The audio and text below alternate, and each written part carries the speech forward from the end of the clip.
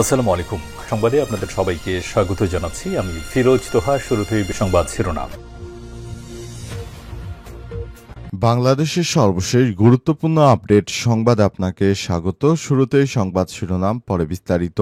প্রথমে জানাবো আমাদের হাতে থাকা সর্বশেষ গুরুত্বপূর্ণ সবথেকে তাজা আপডেট সংবাদ। টেকনাফে একের পর এক অপহরণের নেপথ্যে আরাকান আর্মি। কক্সবাজারের টেকনাফে নদী আর সাগরের জলরাশি যেন নিখোঁজ হওয়ার গল্প।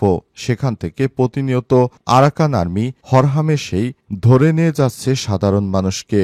তাদেরকে ধরে নিয়ে তাদের কাছ থেকে চাঁদা হিসেবে চাল, ডাল, তেল, রসুন সহ ইত্যাদি দৈনন্দিন জীবনের ব্যবহার্য জিনিসপত্র নিচ্ছে আর তাদের হাতে তুলে দিচ্ছে ইয়াবা। তারা বলছে, তোমরা আমাদের চাল, ডাল, তেল দাও আর এর বিনিময়ে তোমাদের যে ইয়াবা দিচ্ছি সেগুলো তোমরা তোমাদের দেশে নিয়ে বিক্রি করে খাও। এতে তোমরাও লাভবান, আমরাও লাভবান। এরপর জানাবো ভাষা সৈনিক আহমেদ রফিকের মৃত্যুতে প্রধান উপদেষ্টা শোক। ভাষা সৈনিক, কবি, প্রাবন্ধিক ও রবীন্দ্র বিশেষজ্ঞ আহমেদ রফিকের মৃত্যুতে গভীর শোক প্রকাশ করেছেন প্রধান উপদেষ্টা প্রফেসর ড মোহাম্মদ ইউনূস। রাজধানীর বারডেম হাসপাতালের নিবিড় পরিচর্যা কেন্দ্রে চিকিৎসাধীন অবস্থায় তার মৃত্যু হয়। ইন্না লিল্লাহি ওয়া ইন্না ইলাইহি রাজিউন। এদিকে কুষ্টিয়া এনসিপি ২ নেতার পদত্যাগ। জাতীয় নাগরিক পার্টি এনসিপি কুষ্টিয়া জেলা শাখার ২ নেতা সাংগঠনিক দায়িত্ব থেকে পদত্যাগ করেছে। আজ এনসিপি কুষ্টিয়া জেলা হোয়াটসঅ্যাপ গ্রুপে পদত্যাগপত্র জমা দেন জেলা শাখার প্রথম যুগ্ম সমন্বয়কারী মোহাম্মদ ইবাদত আলী। এবারে জানাবো ঘরের তালা খুলে স্বামীর রক্তাক্ত লাশ দেখতে পেলেন স্ত্রী, ছেলে পলাতক। খুলনা সোনাডাঙ্গা থানার বসুপাড়া এলাকায় ছেলের বিরুদ্ধে বাবাকে হত্যার অভিযোগ উঠেছে। আজ রাতে বসুপাড়া বাসতলা মোড়ে বরকতিয়া মসজিদের সামনে নিজ বাসায় এই হত্যাকাণ্ডের ঘটনা ঘটে। স্থানীয়রা জানান, নিহত লিটন পেশায় মাছ ব্যবসায়ী ছিলেন। বৃহস্পতিবার দুপুরে তার স্ত্রী অফিসে গেলে বাড়িতে ফেরার পর তিনি দেখতে পান তার ছেলে এবং ছেলের বউ চাঁদনি রাত ১১টার দিকে তারা বাসা থেকে তার স্বামীকে হত্যা করে পালিয়েছে। এবং সর্বশেষ জানাবো ইসলামী ব্যাংকের অফিসিয়াল ফেসবুক পেজ হ্যাকড। দেশের বেসরকারি আর্থিক বাণিজ্য প্রতিষ্ঠান ইসলামী ব্যাংক বাংলাদেশের official Facebook verified page hacked হয়েছে। আজ ভোর ৫টা ৪২ ব্যাংকটির অফিসিয়াল পেজের এক পোস্ট থেকে বিষয়টি নিশ্চিত করা হয়। এদিন ব্যাংকটির ফেসবুক পেজ ঘুরে দেখা যায় পেজটির নাম পরিবর্তন করা হয়নি। এর প্রোফাইল ও কভার ফটো পরিবর্তন করে হ্যাকার গ্রুপটির ছবি দেওয়া হয়েছে। এছাড়াও হ্যাকার গ্রুপ ফেসবুক পোস্টে জানিয়েছে পেজটি MS-470X দ্বারা হ্যাক করা হয়েছে। এরপর ধারাবাহিকভাবে আরও কয়েকটি পোস্ট দেওয়া হয় পেজ থেকে। প্রিয় দর্শক, এতক্ষণ শুনছিলেন সংবাদ শিরোনাম, এবারে বিস্তারিত। তবে তার আগে বন্ধুরা অনুরোধ থাকবে এই সংবাদটিতে একটি লাইক দিন। এই চ্যানেলে আপনি নতুন হয়ে থাকলে আমাদের সংবাদটি দেখতে দেখতে চ্যানেলটি সাবস্ক্রাইব করে রাখুন।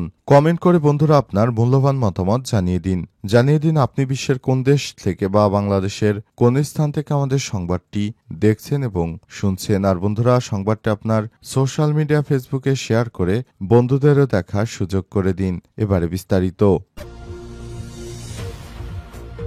কক্সবাজারের টেকনাফে নদী আর সাগরে জলরাশি যেন নিখোঁজ হওয়ার গল্প। টেকনাফে একের পর এক অপহরণ নেপথ্যে আরাকান আর্মি। যেখানে মাছ ধরতে গিয়ে হরহামেশেই হারিয়ে যাচ্ছে জেলেরা। গত ৯ মাসে ২২৮ জনকে অপহরণের নেপথ্যে রয়েছে আরাকান আর্মির অপতৎপরতা। নাপ নদীর জলে জীবন চলে টেকনাফের বহু মানুষের। এপার থেকে দখলে জল আর জেলেদের মিতালি খোরাক যোগায় নয়াভিরাম সৌন্দর্যের। কিন্তু ওই পারে আছে নানা অপরাধের গল্প।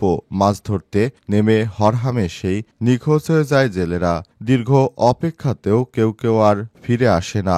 শাহপরীর দ্বীপ বহু বছর ধরে মাছ শিকার করে জীবিকা নির্বাহ করছে মাহমুদুল। চলতি বছরের ফেব্রুয়ারিতে তার জীবনে ঘটে গেছে ১৭ দিনের বিভীষিকাময় এক অধ্যায়। তাকে ধরে নিয়ে গেছে বাংলাদেশের সীমান্তরক্ষী বাহিনীর অবস্থান সম্পর্কে নানা তথ্য জানতে চায় আরাকান আর্মি। মাহমুদুল বলেন, ওরা আমাদের দেশের বিজিবি কোন জায়গায় ডিউটি করে, শাহপরীর দ্বীপে বাহিনীর কতটি ক্যাম্প আছে, কোথায় কোথায় ডিউটি করে সব জানতে চাইছে। কেবল মিয়ানমারের বিভিন্ন সন্ত্রাসী গোষ্ঠী নয়, এদের কেউ কেউ অপহরণের নাটক সাজিয়ে জড়িয়ে পড়েছে মাদক কারবারে। মাহমুদুল আরও বলেছেন, তারা বলে আমাদের জন্য মাল আনবা, আমরা তোমাদের ইয়াবা দেব। মাল থেকে যেমন লাভ করবে, ইয়াবা থেকেও তেমনি লাভ করবে। চাল, পেঁয়াজ, রসুন, মরিচ, হলুদ সবকিছু ওদের চাহিদা। অর্থাৎ তারা আমাদের দেশের জেলেদের ধরে নিয়ে যায়, তার বিনিময়ে তারা জেলেদের কাছ থেকে চাল, পেঁয়াজ, রসুন, মরিচ ইত্যাদি খাদ্যদ্রব্য ঘুষ হিসেবে নিয়ে থাকে আর তাদের হাতে তুলে দেয় ইয়াবা। যে ইয়াবাগুলো তারা বলে তোমরা দেশে গিয়ে এসব ইয়াবা বিক্রি করে এখান থেকে টাকা রোজগার করবা। তার কাছ থেকে পাওয়া তথ্য ছিল পাশের এলাকার একটি পরিবার, সেখানে তৈরি হয় হৃদয় বিদারক এক দৃশ্য। এক নারী স্বামী বহুদিন ধরে মিয়ানমারে আরাকান আর্মির হাতে বন্দী। অপহৃত জেলের নাম জানা যায়নি। তার একমাত্র সন্তানের আত্মনাদ আরেকবার শুধু বাবা বলে ডাকতে চায় সে, কিন্তু পরিবারটি জানে না কি ঘটনা ঘটেছে তার বাবার ভাগ্যে। আইনশৃঙ্খলা বাহিনীর তথ্য অনুযায়ী 1 জানুয়ারি থেকে এখন পর্যন্ত 228 জেলেকে ধরে নিয়ে গেছে আরাকান আর্মি, যাদের মধ্যে 95 জন বাঙালি আর 133 জন রোহিঙ্গা। এর মধ্যে 124 জনকে ফেরত এনেছে বিজিবি। এখনও আরাকান আর্মির হাতে 104 জন বন্দী। ভাষা সৈনিক আহমেদ রফিকের মৃত্যুতে প্রধান উপদেষ্টার শোক। ভাষা সৈনিক, কবি, প্রাবন্ধিক ও রবীন্দ্র বিশেষজ্ঞ আহমেদ রফিক এর মৃত্যুতে গভীর শোক প্রকাশ করেছেন অন্তর্বর্তীকালীন সরকারের প্রধান উপদেষ্টা প্রফেসর ড মোহাম্মদ ইউনূস। আজ রাতে রাজধানীর বারডেম হাসপাতালে নিবিড় পরিচর্যা কেন্দ্রে চিকিৎসাধীন অবস্থায় তিনি ইন্তেকাল করেছেন। ইন্না লিল্লাহি ওয়া ইন্না ইলাইহি রাজিউন। শোকবার্তায় প্রধান উপদেষ্টা বলেছেন, আহমেদ রফিক ছিলেন আমাদের ভাষা আন্দোলনের অগ্রগণ্য সাক্ষী ও সংগ্রামী কণ্ঠস্বর। একই সঙ্গে তিনি ছিলেন একজন অনন্য সাধারণ কবি, প্রাবন্ধিক, গবেষক ও রবীন্দ্র তত্ত্বচর্চার দিশারি। শতাধিক গ্রন্থ রচনা ও সম্পাদনার মাধ্যমে তিনি বাংলা সাহিত্য, সংস্কৃতি ও ভাষা আন্দোলনের ইতিহাসকে সমৃদ্ধ করেছেন। রবীন্দ্র চর্চার ক্ষেত্রে তার অবদান অনস্বীকার্য। তিনি দুই বাংলায় সমানভাবে সমুদ্রিত ব্যক্তিত্ব। তার মৃত্যুতে আমরা গভীরভাবে ভেঙে পড়েছি। তার মৃত্যুতে আমরা গভীরভাবে শোক জ্ঞাপন করছি বলে মন্তব্য করেছেন অন্তর্বর্তীকালীন সরকারের প্রধান উপদেষ্টা। কুষ্টিয়ায় এনসিপি 2 নেতার পদত্যাগ। জাতীয় নাগরিক পার্টি এনসিপি কুষ্টিয়া জেলা শাখার 2 নেতা সাংগঠনিক দায়িত্ব থেকে পদত্যাগ করেছেন। আজ এনসিপি কুষ্টিয়া জেলা হোয়াটসঅ্যাপ গ্রুপে পদত্যাগপত্র জমা দেন জেলা শাখার প্রথম যুগ্ম সমন্বয়কারী মোহাম্মদ ইবাদত আলী এবং 2 নম্বর সদস্য সচিব মোহাম্মদ রফিকুল ইসলাম সবুজ। তাদের পদত্যাগপত্রের স্ক্রিনশট সামাজিক যোগাযোগ মাধ্যমে ছড়িয়ে পড়লে বিষয়টি আলোচনায় আসে।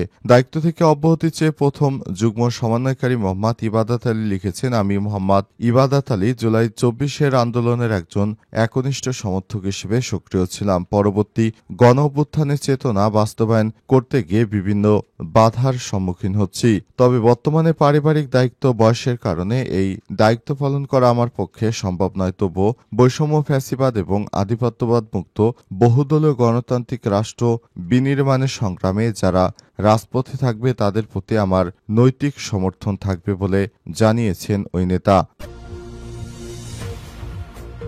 ঘরের তালা খুলে স্বামীর রক্তাক্ত লাশ পেলেন স্ত্রী, ছেলে পলাতক। খুলনায় সোনাডাঙ্গা থানার বসুপাড়া এলাকায় ছেলের বিরুদ্ধে বাবাকে হত্যার অভিযোগ উঠেছে। আজ রাতে বসুপাড়ার বাঁশতলা মোড়ে বরকতিয়া মসজিদের সামনে নিজ বাসায় এই হত্যাকাণ্ডের ঘটনা ঘটে। স্থানীয় সূত্র থেকে জানা গেছে, নিহত লিটন খান পেশায় মাছ ব্যবসায়ী ছিলেন। রাতে তার স্ত্রী অফিসে গেলে বাড়িতে ছেলে আবু বক্কার সিদ্দিক লিমন ও ছেলের বউ চাঁদনি ছিলেন। রাত 11টার দিকে বাড়ি ফিরে দরজার বাইরে তালা দেখতে পান স্ত্রী।